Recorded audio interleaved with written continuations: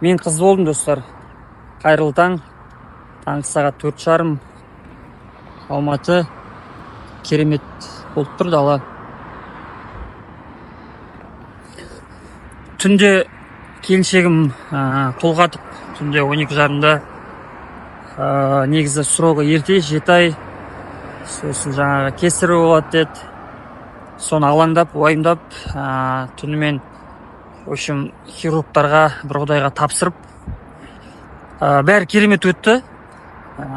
Хирургтардың айтуы бойынша жеңіл, керемет сондай операция, бәрі жақсы өтті деп айтып жатыр. Соны жаяуладып, шексіз алғысымды білдіріп келе жатырмын жаратушыма.